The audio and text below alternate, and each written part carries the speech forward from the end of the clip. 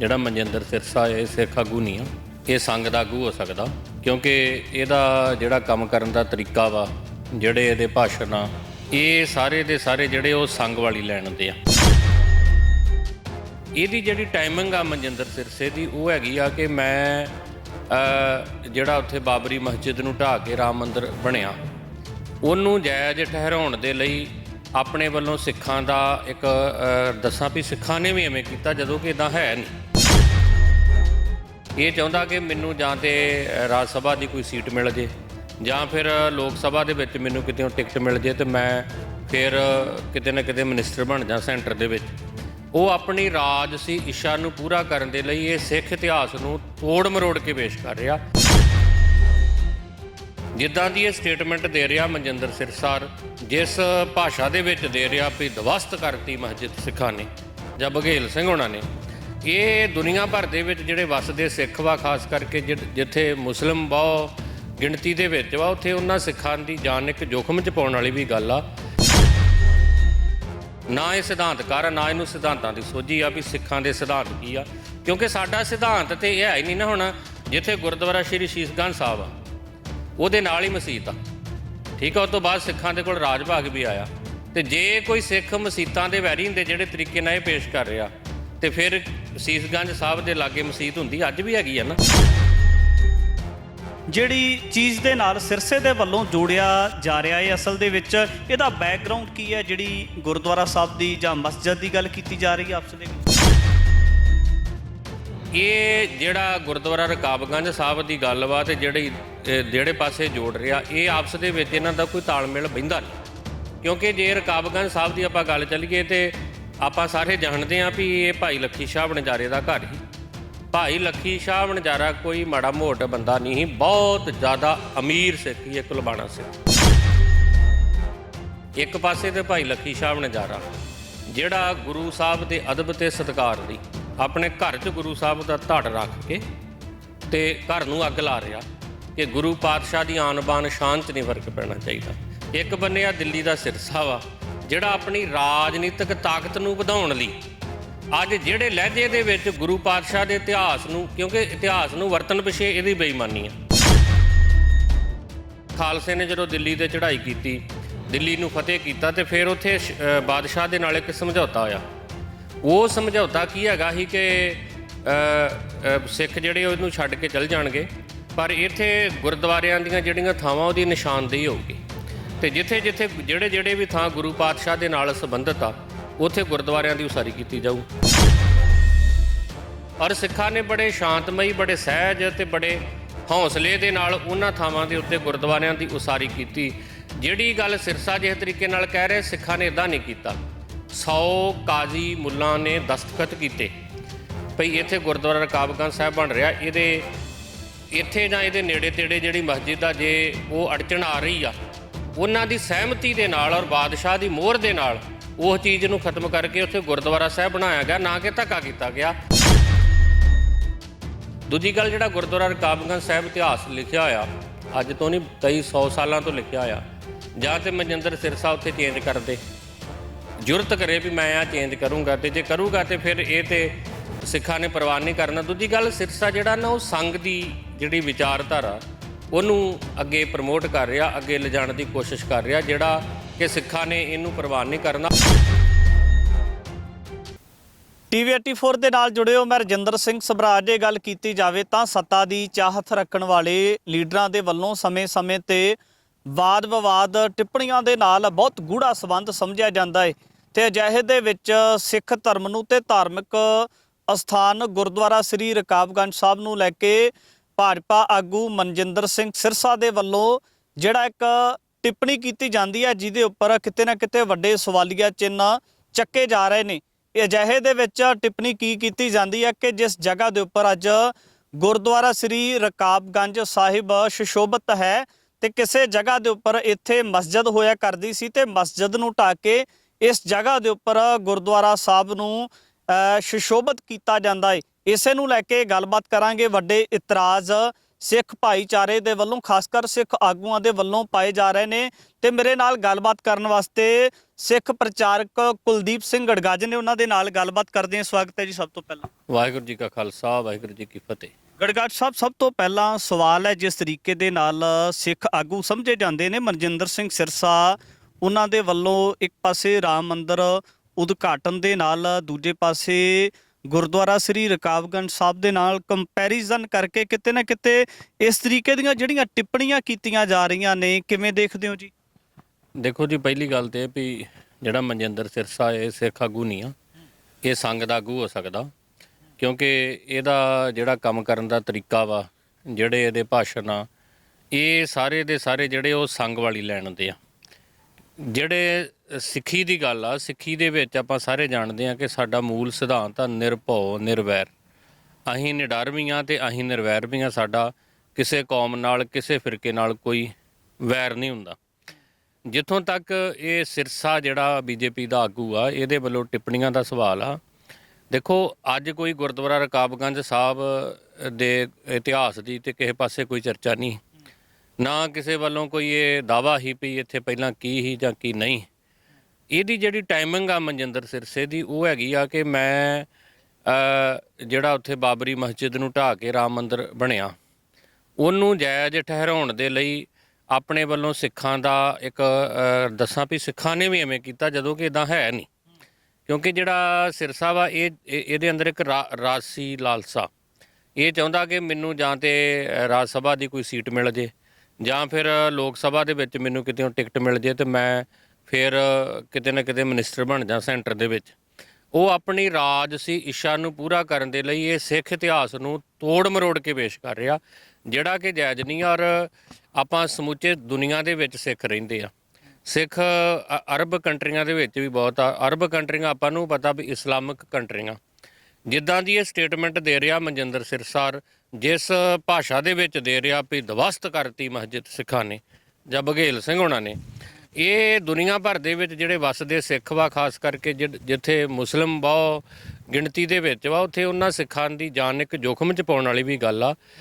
ਕਿਉਂਕਿ ਇਹ ਹੁਣ ਉਹਨਾਂ ਨੂੰ ਤੇ ਨਹੀਂ ਪਤਾ ਨਾ ਵੀ ਇਹ ਸੰਘ ਦਾ ਲੀਡਰ ਆ, ਸਿੱਖਾਂ ਦਾ ਲੀਡਰ ਨਹੀਂ ਆ, ਪਰ ਇਹਦੀ ਪੱਗ, ਇਹਦਾ ਦਾੜਾ ਵੇਖ ਕੇ ਉਹ ਉਹਨਾਂ ਦੇ ਮਨ 'ਚ ਕਿਤੇ ਨਾ ਕਿਤੇ ਆ ਸਕਦਾ ਵੀ ਸ਼ਾਇਦ ਇਹ ਸਿੱਖਾਂ ਦਾ ਲੀਡਰ ਹੋਵੇ। ਤਾਂ ਇਹੋ ਜਿਹੀ ਜਿਹੜੀ ਬਿਆਨਬਾਜ਼ੀ ਉਹ ਮਾੜੀ ਵੀ ਆ, ਨਿੰਦਣਯੋਗ ਵੀ ਆ। ਸਾਨੂੰ ਇਤਰਾਜ਼ ਨਹੀਂ ਆ ਵੀ ਇਹ ਆਪਣੀ ਕਿਸੇ ਰਾਜਸੀ ਤੌਰ ਤੇ ਪਾਵਰ ਨਾ ਲੈ ਲੇ, ਪਰ ਜਿਹੜੀ ਇਹ ਸੀੜੀ ਬਣਾ ਰਿਹਾ ਨਾ, ਜਿਹੜੀ ਪੌੜੀ ਬਣਾ ਰਿਹਾ ਵੀ ਮੈਂ ਸਿੱਖੀ ਦਾ ਇਤਿਹਾਸ ਵਰਤ ਕੇ ਉੱਥੋਂ ਤੱਕ ਪਹੁੰਚ ਜਾਂ, ਇਹ ਮਾੜੀ ਗੱਲ। ਔਰ ਇਹਦੇ ਕੋਲ ਇੱਦਾਂ ਪਹੁੰਚਿਆ ਮੈਂ ਨਹੀਂ ਜਾਣਾ। ਚਾਪਲੂਸੀ ਕਰਕੇ ਬੰਦਾ ਜਿਹੜਾ ਵਾ ਬਹੁਤਾ ਕੁਛ ਨਹੀਂ ਖੱਟ ਸਕਦਾ ਹੁੰਦਾ। ਜਿਉਂ ਹੀ ਇਹ ਚਰਚਾ ਛਿੜੀ ਹੈ ਤੇ ਲੋਕ ਵੀ ਖਾਸ ਕਰ ਇਸ ਇਤਿਹਾਸ ਦੇ ਬਾਬਤ ਜਾਣਨਾ ਚਾਹੁੰਦੇ ਨੇ ਕਿ ਆਖਰ ਦੇ ਵਿੱਚ ਜਿਹੜੀ ਚੀਜ਼ ਦੇ ਨਾਲ ਸਿਰਸੇ ਦੇ ਵੱਲੋਂ ਜੋੜਿਆ ਜਾ ਰਿਹਾ ਹੈ, ਅਸਲ ਦੇ ਵਿੱਚ ਇਹਦਾ ਬੈਕਗਰਾਉਂਡ ਕੀ ਹੈ, ਜਿਹੜੀ ਗੁਰਦੁਆਰਾ ਸਾਹਿਬ ਦੀ ਜਾਂ ਮਸਜਿਦ ਦੀ ਗੱਲ ਕੀਤੀ ਜਾ ਰਹੀ ਹੈ ਆਪਸ ਦੇ ਵਿੱਚ। ਦੇਖੋ ਜੀ, ਪਹਿਲੀ ਗੱਲ ਤੇ ਇਹ ਜੋੜਨਾ ਹੀ ਸਿਧਾਂਤਕ ਨਹੀਂ ਆ, ਇਹ ਤੇ ਉੱਦਾਂ ਹੀ ਆ ਜਿਵੇਂ ਗੁਰੂ ਤੇਗ ਬਹਾਦਰ ਪਾਤਸ਼ਾਹ ਦੇ ਕੋਲ ਕਸ਼ਮੀਰੀ ਪੰਡਤ ਆਏ ਤੇ ਕਸ਼ਮੀਰੀ ਪੰਡਤਾਂ ਨੇ ਕਿਹਾ ਕਿ ਹਿੰਦੁਸਤਾਨ 'ਚ ਸਾਡਾ ਧਰਮ ਜਿਹੜਾ ਉਹ ਖਤਰੇ 'ਚ ਆ ਤੇ ਸਾਡੀ ਮਦਦ ਕਰੋ, ਤੇ ਪਾਤਸ਼ਾਹ ਨੇ ਉਹਨਾਂ ਨੂੰ ਮਜ਼ਲੂਮ ਜਾਣ ਕੇ ਉਹਨਾਂ ਦੀ ਮਦਦ ਕੀਤੀ। ਪਰ ਉਹਨੂੰ ਜਿਸ ਤਰੀਕੇ ਨਾਲ ਅੱਜ ਇਹ ਪੇਸ਼ ਕੀਤਾ ਜਾਂਦਾ ਕਿ ਗੁਰੂ ਸਾਹਿਬ ਨੇ ਹਿੰਦੂ ਜਾਣ ਕੇ ਉਹਨਾਂ ਦੀ ਮਦਦ ਕੀਤੀ, ਕਿ ਗੁਰੂ ਸਾਹਿਬ ਦੇ ਕੋਲ ਮੁਸਲਮਾਨ ਆਉਂਦੇ, ਮਜ਼ਲੂਮ ਮੁਸਲਮਾਨ ਹੁੰਦੇ ਤੇ ਗੁਰੂ ਸਾਹਿਬ ਉਹਨਾਂ ਦੀ ਮਦਦ ਨਾ ਕਰਦੇ, ਜਾਂ ਮੁਸਲਮਾਨਾਂ ਤੋਂ ਬਿਨਾਂ ਕੋਈ ਹੋਰ ਕੌਮ ਆ ਜਾਂਦੀ ਜਾਂ ਹੋਰ ਧਰਮ ਵਾਲੇ ਆ ਜਾਂਦੇ।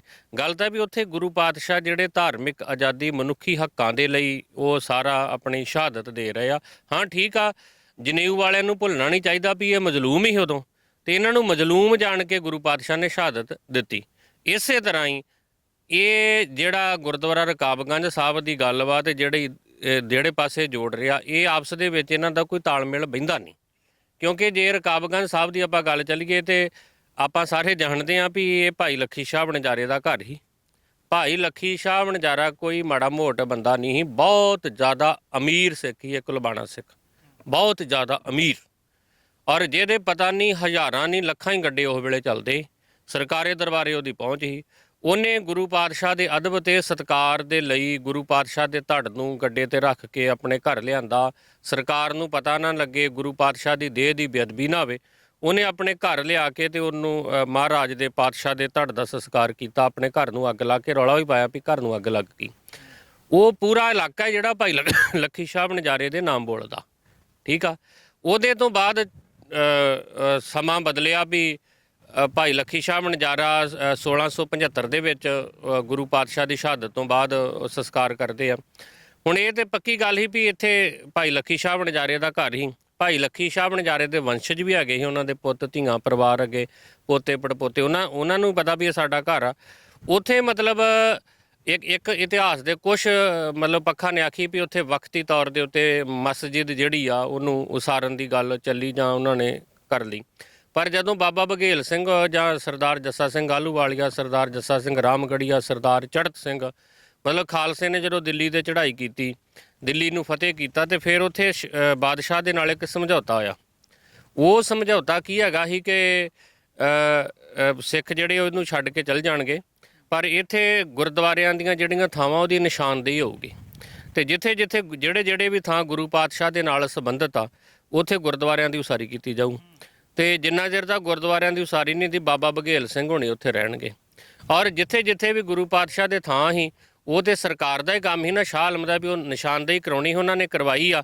ਤੇ ਨਿਸ਼ਾਨਦੇਹੀ ਕਰਾਉਣ ਤੋਂ ਬਾਅਦ ਉੱਥੇ ਕੁਝ ਵੀ ਹੈਗਾ ਹੈ ਜਿਹੜੇ ਸਿੱਖਾਂ ਦੀਆਂ ਥਾਵਾਂ ਸੀ ਗੁਰੂ ਸਾਹਿਬ ਨਾਲ ਸੰਬੰਧਿਤ ਹੀ ਸਮਝੌਤੇ ਦੇ ਵਿੱਚ ਹੀ, ਉੱਥੇ ਕੁਝ ਵੀ ਹੈਗਾ ਸੀ ਉੱਥੇ ਉਹ ਤੋਂ ਬਾਅਦ ਗੁਰਦੁਆਰਾ ਹੀ ਬਣਨਾ ਹੈ। ਔਰ ਸਿੱਖਾਂ ਨੇ ਬੜੇ ਸ਼ਾਂਤਮਈ, ਬੜੇ ਸਹਿਜ ਤੇ ਬੜੇ ਹੌਸਲੇ ਦੇ ਨਾਲ ਉਹਨਾਂ ਥਾਵਾਂ ਦੇ ਉੱਤੇ ਗੁਰਦੁਆਰਿਆਂ ਦੀ ਉਸਾਰੀ ਕੀਤੀ। ਜਿਹੜੀ ਗੱਲ ਸਿਰਸਾ ਜਿਸ ਤਰੀਕੇ ਨਾਲ ਕਹਿ ਰਹੇ, ਸਿੱਖਾਂ ਨੇ ਇੱਦਾਂ ਨਹੀਂ ਕੀਤਾ। 100 ਕਾਜ਼ੀ ਮੁੱਲਾਂ ਨੇ ਦਸਤਖਤ ਕੀਤੇ ਭਈ ਇੱਥੇ ਗੁਰਦੁਆਰਾ ਰਕਾਬਗੰਜ ਸਾਹਿਬ ਬਣ ਰਿਹਾ, ਇੱਥੇ ਜਾਂ ਇਹਦੇ ਨੇੜੇ ਤੇੜੇ ਜਿਹੜੀ ਮਸਜਿਦ ਆ ਜੇ ਉਹ ਅੜਚਣ ਆ ਰਹੀ ਆ, ਉਹਨਾਂ ਦੀ ਸਹਿਮਤੀ ਦੇ ਨਾਲ ਔਰ ਬਾਦਸ਼ਾਹ ਦੀ ਮੋਹਰ ਦੇ ਨਾਲ ਉਹ ਚੀਜ਼ ਨੂੰ ਖਤਮ ਕਰਕੇ ਉੱਥੇ ਗੁਰਦੁਆਰਾ ਸਾਹਿਬ ਬਣਾਇਆ ਗਿਆ, ਨਾ ਕਿ ਧੱਕਾ ਕੀਤਾ ਗਿਆ। ਜਿਹੜਾ ਲੱਖੀ ਸ਼ਾਹ ਵਣਜਾਰਾ ਦਾ ਘਰ ਸੀਗਾ ਉਹਦੇ ਵਿੱਚ ਗੁਰੂ ਸਾਹਿਬ ਦਾ ਸੰਸਕਾਰ ਕੀਤਾ ਜਾਂਦਾ, ਤੇ ਲੱਖੀ ਸ਼ਾਹ ਵਣਜਾਰੇ ਦਾ ਭਾਈ ਮਨੀ ਸਿੰਘ ਦੇ ਨਾਲ ਵੀ ਆਪਸੇ ਨਾਤਾ ਜੁੜਦਾ ਹੈ। ਹਾਂਜੀ ਹਾਂਜੀ, ਮਤਲਬ ਇਹਨਾਂ ਦੇ ਜਿਹੜੇ ਆਪਣੇ ਭਾਈ ਮਨੀ ਸਿੰਘ ਦਾ ਸਹੁਰਾ ਪਰਿਵਾਰ ਹੀ ਨੇ, ਤੇ ਭਾਈ ਮਨੀ ਸਿੰਘ ਦੀ ਬਹੁਤ ਵੱਡੀ ਸ਼ਹਾਦਤ ਆ, ਤੇ ਬਹੁਤ ਜ਼ਿਆਦੀਆਂ ਜਿਹੜੀਆਂ ਉਹਨਾਂ ਦੇ ਪਰਿਵਾਰ ਦੇ ਵਿੱਚ ਅੱਗੇ ਫਿਰ ਸ਼ਹਾਦਤਾਂ ਸਿੱਖੀ ਦੇ ਲਈ। ਹੁਣ ਦੇਖੋ ਵੀ ਕਿੱਡੀ ਅਣਹੋਣੀ ਗੱਲ ਆ। ਇੱਕ ਪਾਸੇ ਤੇ ਭਾਈ ਲੱਖੀ ਸ਼ਾਹ ਵਣਜਾਰਾ ਜਿਹੜਾ ਗੁਰੂ ਸਾਹਿਬ ਦੇ ਅਦਬ ਤੇ ਸਤਿਕਾਰ ਦੀ ਆਪਣੇ ਘਰ 'ਚ ਗੁਰੂ ਸਾਹਿਬ ਦਾ ਧੜ ਰੱਖ ਕੇ ਤੇ ਘਰ ਨੂੰ ਅੱਗ ਲਾ ਰਿਹਾ ਕਿ ਗੁਰੂ ਪਾਤਸ਼ਾਹ ਦੀ ਆਨ ਬਾਨ ਸ਼ਾਨ 'ਚ ਨਹੀਂ ਫਰਕ ਪੈਣਾ ਚਾਹੀਦਾ। ਇੱਕ ਬੰਨੇ ਆ ਦਿੱਲੀ ਦਾ ਸਿਰਸਾ ਵਾ ਜਿਹੜਾ ਆਪਣੀ ਰਾਜਨੀਤਿਕ ਤਾਕਤ ਨੂੰ ਵਧਾਉਣ ਲਈ ਅੱਜ ਜਿਹੜੇ ਲਹਿਜੇ ਦੇ ਵਿੱਚ ਗੁਰੂ ਪਾਤਸ਼ਾਹ ਦੇ ਇਤਿਹਾਸ ਨੂੰ, ਕਿਉਂਕਿ ਇਤਿਹਾਸ ਨੂੰ ਵਰਤਣ ਪਿੱਛੇ ਇਹਦੀ ਬੇਈਮਾਨੀ ਆ। ਇਤਿਹਾਸ ਨੂੰ ਮਤਲਬ ਜਿਹੜਾ ਵਰਤ ਰਿਹਾ ਸਵਾਰਥ ਲਈ, ਖੁਦਗਰਜੀ ਲਈ ਵਰਤ ਰਿਹਾ, ਉਹਦੇ ਪਿੱਛੇ ਇਹਦੀ ਜਿਹੜੀ ਉਹ ਬੇਈਮਾਨੀ ਆ। ਇੱਕ ਪਾਸੇ ਉਹ ਸਿੱਖ ਵਾ, ਇੱਕ ਪਾਸੇ ਇਹ ਸਿੱਖ ਆ। ਦੂਜੀ ਗੱਲ, ਜਿਹੜਾ ਗੁਰਦੁਆਰਾ ਰਕਾਬਗੰਜ ਸਾਹਿਬ ਇਤਿਹਾਸ ਲਿਖਿਆ ਹੋਇਆ ਅੱਜ ਤੋਂ ਨਹੀਂ ਕਈ 100 ਸਾਲਾਂ ਤੋਂ ਲਿਖਿਆ ਹੋਇਆ, ਜਾਂ ਤੇ ਮਨਜਿੰਦਰ ਸਿਰਸਾ ਉੱਥੇ ਚੇਂਜ ਕਰ ਦੇ, ਜੁਰਤ ਕਰੇ ਵੀ ਮੈਂ ਆ ਚੇਂਜ ਕਰੂੰਗਾ, ਤੇ ਜੇ ਕਰੂਗਾ ਤੇ ਫਿਰ ਇਹ ਤੇ ਸਿੱਖਾਂ ਨੇ ਪ੍ਰਵਾਨ ਨਹੀਂ ਕਰਨਾ। ਦੂਜੀ ਗੱਲ, ਸਿਰਸਾ ਜਿਹੜਾ ਨਾ ਉਹ ਸੰਘ ਦੀ ਜਿਹੜੀ ਵਿਚਾਰਧਾਰਾ ਉਹਨੂੰ ਅੱਗੇ ਪ੍ਰਮੋਟ ਕਰ ਰਿਹਾ, ਅੱਗੇ ਲਿਜਾਣ ਦੀ ਕੋਸ਼ਿਸ਼ ਕਰ ਰਿਹਾ, ਜਿਹੜਾ ਕਿ ਸਿੱਖਾਂ ਨੇ ਇਹਨੂੰ ਪ੍ਰਵਾਨ ਨਹੀਂ ਕਰਨਾ। ਔਰ ਜੇ ਤਰੀਕੇ ਨਾਲ ਇਹ ਚਾਪਲੂਸੀ ਅੱਜ ਬੀਜੇਪੀ ਦੀ ਕਰ ਰਿਹਾ, ਬੀਜੇਪੀ ਦੇ ਅੰਦਰਲੇ ਵੀ ਜਿਹੜੇ ਕਈ ਸਿਆਣੇ ਲੋਕ ਹੋਣਗੇ ਉਹਨਾਂ ਨੂੰ ਵੀ ਇਹ ਮਤਲਬ ਕਿਸੇ ਨੂੰ ਵੀ ਚੰਗਾ ਨਹੀਂ ਲੱਗਦਾ ਹੁੰਦਾ ਵੀ ਤੁਸੀਂ ਆਪਣੇ ਸਵਾਰਥ ਦੇ ਲਈ ਕੌਮਾਂ ਦੇ ਇਤਿਹਾਸ ਨੂੰ ਵਿਗਾੜ ਕੇ ਪੇਸ਼ ਕਰੋ। ਤੋ ਸਿਰਸਾ ਜਿਹੜਾ ਇਹਦੇ ਇਤਿਹਾਸ ਨੂੰ ਪੇਸ਼ਕਾਰੀ ਦੇ ਵਿੱਚ ਬੇਈਮਾਨੀ ਆ, ਉਹਦੇ ਪਿੱਛੇ ਸਵਾਰਥ ਆ, ਉਹਦੇ ਪਿੱਛੇ ਖੁਦਗਰਜੀ ਆ। ਤਾਂ ਕਰਕੇ ਸਿੱਖਾਂ ਦੇ ਵੱਲੋਂ ਇਹਦੇ ਉੱਤੇ ਵੱਡੇ ਇਤਰਾਜ਼ ਆ। ਔਰ ਮੈਂ ਸਿਰਸਾ ਨੂੰ ਬੇਨਤੀ ਵੀ ਕਰਦਾ ਵੀ ਦੇਖੋ ਅੱਜ ਜੋ ਤੁਸੀਂ ਬੋਲ ਰਹੇ ਹੋ ਨਾ, ਇਹ ਵੀ ਇੱਕ ਦਸਤਾਵੇਜ਼ ਬਣ ਰਿਹਾ। ਇਹ ਵੱਖ-ਵੱਖ ਇੰਟਰਨੈਟ ਦੇ ਜਿਹੜੇ ਹੈਗੇ ਆਪਣੇ ਥਾਵਾਂ ਉੱਥੇ ਇਹ ਸੇਫ ਹੋ ਜਾਣਾ। ਅੱਜ ਤੋਂ 50 ਸਾਲ ਨੂੰ 100 ਸਾਲ ਨੂੰ ਤਾਂ ਜੋ ਤੁਸੀਂ ਕਹਿ ਰਹੇ ਹੋ ਇਹ ਵੀ ਇੱਕ ਦਸਤਾਵੇਜ਼ ਬਣ ਜਾਣਾ। ਨਾ ਰੱਬ ਨਾ ਕਰੇ ਜਾਂ ਕੋਈ ਪਤਾ ਨਹੀਂ ਹੁੰਦਾ, ਦੁਨੀਆ ਦੀਆਂ ਭੂਗੋਲਿਕ ਜਾਂ ਰਾਜਨੀਤਿਕ ਸਥਿਤੀਆਂ ਬਦਲਦੀਆਂ ਰਹਿੰਦੀਆਂ। ਜੇ ਕਦੀ ਇੱਥੇ ਮੁਸਲਮਾਨਾਂ ਦਾ ਰਾਜ ਆ ਜੇ ਤਾਂ ਉਹ ਕਹਿਣਗੇ ਸਿੱਖਾਂ ਦੇ ਆਗੂ ਤੇ ਆ ਮੰਨਦੇ ਸੀ ਵੀ ਰਕਾਬਗੰਜ ਸਾਹਿਬ ਤੇ ਮਸਜਿਦ ਹੀ, ਤੇ ਇਹਨਾਂ ਨੇ ਉਹਨੂੰ ਢਾਹ ਕੇ ਗੁਰਦੁਆਰਾ ਬਣਾਇਆ। ਜਦੋਂ ਇਹ ਵਿਵਾਦ ਹੈ ਹੀ ਨਹੀਂ, ਨਾ ਮੁਸਲਮਾਨਾਂ ਵੱਲੋਂ ਕੀਤਾ ਜਾ ਰਿਹਾ ਨਾ ਸਿੱਖਾਂ ਵੱਲੋਂ ਕੀਤਾ ਜਾ ਰਿਹਾ, ਉਸ ਸਮੇਂ ਇਹ ਗੱਲ ਕਰਨੀ ਕੀ ਜਾਇਜ਼ ਆ ਕਿ ਸਿੱਖਾਂ ਦੇ ਪੱਖ 'ਚ ਆ? ਬਿਲਕੁਲ ਨਹੀਂ ਆ। ਪਰ ਕਿਉਂਕਿ ਇਹਦੀ ਇੱਕ ਰਾਜਸੀ ਲਾਲਸਾ ਵਾ, ਉਹਦੇ ਲਈ ਇਹ ਕਰ ਰਿਹਾ ਵਾ।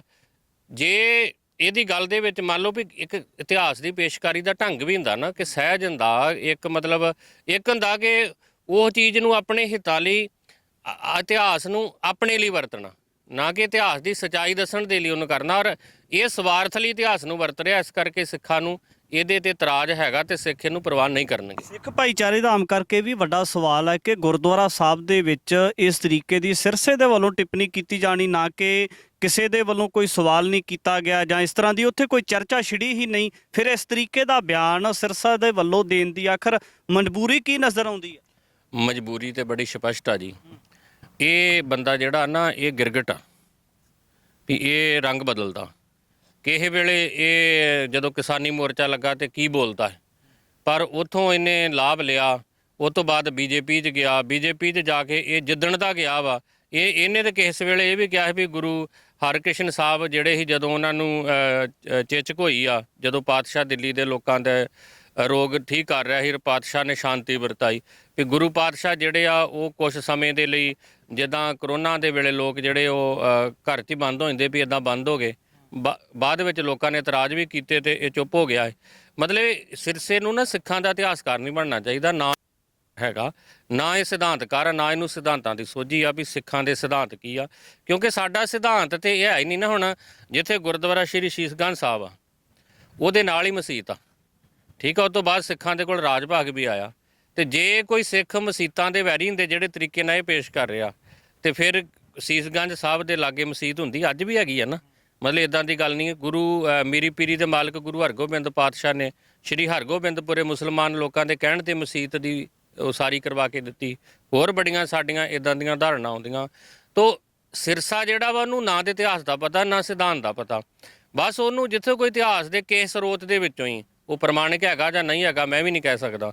ਕਿਤੇ ਵੀ ਕੋਈ ਮਿਲਦਾ ਵਾ ਨਾ, ਬਸ ਉਹਨੂੰ ਇਹਦਾ ਵੀ ਮੈਂ ਆਪਣੇ ਸਵਾਰਥ ਲਈ ਉਹਨੂੰ ਵਰਤਣਾ। ਇਹਦਾ ਸਵਾਰਥ ਆ। ਸਵਾਰਥ ਇਹ ਹੈਗਾ ਕਿ ਮੈਨੂੰ ਲੋਕ ਸਭਾ ਦੀ ਟਿਕਟ ਮਿਲੇ, ਮੈਂ ਮਿਨਿਸਟਰ ਬਣਾ। ਕਿਉਂਕਿ ਆਪਾਂ ਸਾਰੇ ਜਾਣਦੇ ਨਾ ਵੀ ਸਿਰਸੇ ਦੇ ਖਿਲਾਫ ਲੋਕਆਊਟ ਇੱਕ ਨੋਟਿਸ ਵੀ ਜਾਰੀ ਹੋਇਆ ਜਦੋਂ ਬੀਜੇਪੀ 'ਚ ਨਹੀਂ, ਵੀ ਇਹ ਦੇਸ਼ ਛੱਡ ਕੇ ਨਾ ਭੱਜ ਜੇ। ਹੁਣ ਉਹ ਬੇਈਮਾਨੀਆਂ ਕਰਕੇ ਹੋਇਆ ਸੀ ਨਾ, ਤੇ ਇਹੋ ਜਿਹੇ ਬੰਦੇ ਜੇ ਕਿਤੇ ਹੋਰ ਜ਼ਿਆਦਾ ਪਾਵਰਫੁਲ ਹੋ ਜਾਂਦੇ ਤੇ ਕਰਨੀਆਂ ਤੇ ਬੇਈਮਾਨੀਆਂ ਹੀ ਆ। ਕੌਮ ਦੀ ਸੇਵਾ ਜਾਂ ਕੌਮ ਲਈ ਤੇ ਇਹਨਾਂ 'ਚ ਕੋਈ ਭਾਵਨਾ ਹੈ ਹੀ ਨਹੀਂ। ਤੋ ਇਹ ਰਾਜਸੀ ਮੋਟਿਵ ਦੇ ਲਈ ਇਹ ਸਾਰੀ ਬਿਆਨਬਾਜ਼ੀ ਕਰ ਰਿਹਾ। ਇਹ ਬਿਆਨਬਾਜ਼ੀ ਜਿਹੜੀ ਆ ਨਹੀਂ ਹੋਣੀ ਚਾਹੀਦੀ। ਔਰ ਮੈਂ ਤੇ ਬੇਨਤੀ ਕਰੂੰਗਾ ਸ਼੍ਰੀ ਅਕਾਲ ਤਖਤ ਸਾਹਿਬ ਦੇ ਜਥੇਦਾਰ ਨੂੰ ਵੀ ਮਸਲਾ ਇਹ ਨਹੀਂ ਆ ਵੀ ਸਿਰਸਾ ਕੀ ਹੈਗਾ ਜਾਂ ਕੀ ਨਹੀਂ ਹੈਗਾ। ਇਸ ਤਰੀਕੇ ਦੀ ਜਿਹੜੀ ਬਿਆਨਬਾਜ਼ੀ ਕੌਮਾਂ ਦੇ ਵਿੱਚ ਟਕਰਾਅ ਵੀ ਵਧਾਉਂਦੀ ਆ। ਸਾਨੂੰ ਕੀ ਲੋੜ ਕਿਸੇ ਨਾਲ ਵੈਰ ਭਾਵਨਾ ਰੱਖਣ ਦੀ ਜਾਂ ਵੈਰ ਵਧਾਉਣ ਦੀ। ਸ਼੍ਰੀ ਅਕਾਲ ਤਖਤ ਸਾਹਿਬ ਦੇ ਜਥੇਦਾਰ ਨੂੰ 100 ਮੋਟੋ ਲੈ ਕੇ ਅਕਾਲ ਤਖਤ ਸਾਹਿਬ ਤੇ ਇਹਨੂੰ ਤਲਬ ਕਰਕੇ ਔਰ ਇਹਨੂੰ ਹੁਕਮ ਕਰਨਾ ਚਾਹੀਦਾ ਵੀ ਇਦਾਂ ਦੀਆਂ ਗੈਰ ਵਾਜਬ ਟਿੱਪਣੀਆਂ ਜਿਹੜੀਆਂ ਤੂੰ ਆਪਣੇ ਸਵਾਰਥ ਲਈ ਸਿੱਖ ਧਰਮ ਨੂੰ ਨਾ ਵਰਤ। ਕਿਉਂਕਿ ਪਿਛਲੇ ਲੰਮੇ ਸਮੇਂ ਤੋਂ ਜਿਹੜਾ ਇਤਿਹਾਸ ਦਾ ਭਗਵਾਕਰਨ ਕਰਨ ਦੀ ਨੀਤੀ ਆ ਉਹ ਸੰਘ ਵੀ ਕਰਦਾ ਰਿਹਾ। ਔਰ ਇਹੋ ਜਿਹੇ ਲੋਕ ਜਦੋਂ ਉਹਦੇ ਵਿੱਚ ਸ਼ਾਮਲ ਹੋ ਕੇ ਸੰਘ ਦੀ ਕਾਰਜਸ਼ੈਲੀ ਵਾਂਗ ਕੰਮ ਕਰਨਗੇ ਤੇ ਇਹ ਸਾਡੇ ਲਈ ਬਹੁਤ ਜ਼ਿਆਦਾ ਖਤਰਨਾਕ ਸਾਬਤ ਹੋਣੇ ਆ। ਚਿਹਰੇ ਮੋਹਰੇ ਇਹਨਾਂ ਦੇ ਸਿੱਖਾਂ ਵਾਲੇ ਆ। ਇਹ ਕਰਕੇ ਅਕਾਲ ਤਖਤ ਸਾਹਿਬ ਦੇ ਜਥੇਦਾਰ ਨੂੰ ਇਹਦੇ ਤੇ ਰੋਕ ਲਾਉਣੀ ਚਾਹੀਦੀ ਵੀ ਸਿੱਖਾਂ ਦੇ ਮਾਮਲੇ ਤੇ ਜਾਂ ਸਿੱਖਾਂ ਦੇ ਧਰਮ ਤੇ ਇਤਿਹਾਸ ਤੇ ਬਾਈ ਤੇਰੀ ਕੋਈ ਟਿੱਪਣੀ ਆਉਣੀ ਨਹੀਂ ਚਾਹੀਦੀ। ਕਿਉਂਕਿ ਉਹ ਸਿਆਣੇ ਕਹਿੰਦੇ ਨਾ ਵੀ ਮੁਰਦਾ ਬੋਲੂ ਤੇ ਖਫਣ ਪਾੜੂ। ਇਹ ਜਦੋਂ ਵੀ ਬੋਲਦਾ ਵਾ ਇਹ ਕਦੀ ਵੀ ਇਹਨੇ ਸਿੱਖ ਕੌਮ ਦੀ ਆਨ ਸ਼ਾਨ ਜਾਂ ਸ਼ਾਨਦਾਰ ਇਤਿਹਾਸ ਦੱਸਣ ਲਈ ਨਹੀਂ ਕਰਨੀ। ਇਹਨੇ ਆਪਣੇ ਸਵਾਰਥ ਲਈ ਇਤਿਹਾਸ ਵਰਤਣਾ, ਜਿਹੜੀ ਕਿ ਬਿਲਕੁਲ ਗਲਤ ਗੱਲ ਸਿੱਖ ਨੂੰ ਸਹਿਣ ਨਹੀਂ ਕਰਦੇ। ਇਤਿਹਾਸ ਤੇ ਮਿਥਿਹਾਸ ਦੋ ਚੀਜ਼ਾਂ ਨੇ ਤੇ ਇਸੇ ਨੂੰ ਲੈ ਕੇ ਕਿਤੇ ਨਾ ਕਿਤੇ ਪੂਰੀ ਤਰ੍ਹਾਂ ਦੇ ਨਾਲ ਜਦੋਂ ਵੀ ਕਿਸੇ ਲੀਡਰ ਦੇ ਵੱਲੋਂ ਜਾਂ ਕਿਸੇ ਬੁਲਾਰੇ ਦੇ ਵੱਲੋਂ ਇਸ ਤਰੀਕੇ ਦਾ ਬਿਆਨ ਦਿੱਤਾ ਜਾਂਦਾ ਤੇ ਉਹਦੇ ਬੈਕ ਦੇ ਵਿੱਚ ਜਾਣ ਦੀ ਬਹੁਤ ਲੋੜ ਹੁੰਦੀ ਹੈ। ਤੇ ਇਸੇ ਨੂੰ ਲੈ ਕੇ ਸਿੱਖ ਪ੍ਰਚਾਰਕ ਕੁਲਦੀਪ ਸਿੰਘ ਗੜਗੱਜ ਨੇ ਵੀ ਵੱਡੇ ਸਵਾਲ ਉਠਾਏ ਨੇ ਕਿ ਜਿਹੜੀਆਂ ਚੀਜ਼ਾਂ ਨੂੰ ਲੈ ਕੇ ਅੱਜ ਅਜਿਹੀਆਂ ਸਿੱਖ ਧਰਮ ਦੇ ਬਾਬਤ ਵਾਦ ਵਿਵਾਦ ਵਾਲੀਆਂ ਟਿੱਪਣੀਆਂ ਕੀਤੀਆਂ ਜਾ ਰਹੀਆਂ ਨੇ ਤੇ ਕਿਤੇ ਨਾ ਕਿਸੇ ਇਸ ਗੱਲ ਨੂੰ ਲੈ ਕੇ ਵੀ ਮੱਦੇਨਜ਼ਰ ਰੱਖਣ ਦੀ ਜ਼ਰੂਰਤ ਹੈ। ਔਰ ਆਉਣ ਵਾਲੇ ਦਿਨਾਂ ਦੇ ਵਿੱਚ ਜਥੇਦਾਰ ਸਾਹਿਬ ਦੀ ਵੀ ਇੱਕ ਖਾਸ ਭੂਮਿਕਾ ਬਣਦੀ ਹੈ ਅਜਿਹੇ ਲੋਕਾਂ ਨੂੰ ਲੈ ਕੇ। ਅਜਿਹੇ ਲੋਕਾਂ ਦੇ ਵਿਰੁੱਧ ਜਿਹੜੀ ਧਾਰਮਿਕ ਸਜ਼ਾ ਬਣਦੀ ਹੈ ਜਾਂ ਕੋਈ ਕਾਰਵਾਈ ਬਣਦੀ ਹੈ ਤਾਂ ਉਸ ਦਾ ਸਪਸ਼ਟੀਕਰਨ ਤੇ ਆਉਣ ਵਾਲੇ ਸਮੇਂ ਦੇ ਵਿੱਚ ਦੇਖਣਾ ਹੋਵੇਗਾ ਕਿਸ ਤਰੀਕੇ ਦਾ ਰਹਿ ਸਕਦਾ ਹੈ। ਅੱਗੇ ਵੀ ਗੱਲਬਾਤ ਲੈ ਕੇ ਤੁਹਾਡੇ ਦਰਮਿਆਨ ਹਾਜ਼ਰ ਹੁੰਦੇ ਰਹਾਂਗੇ। ਧੰਨਵਾਦ।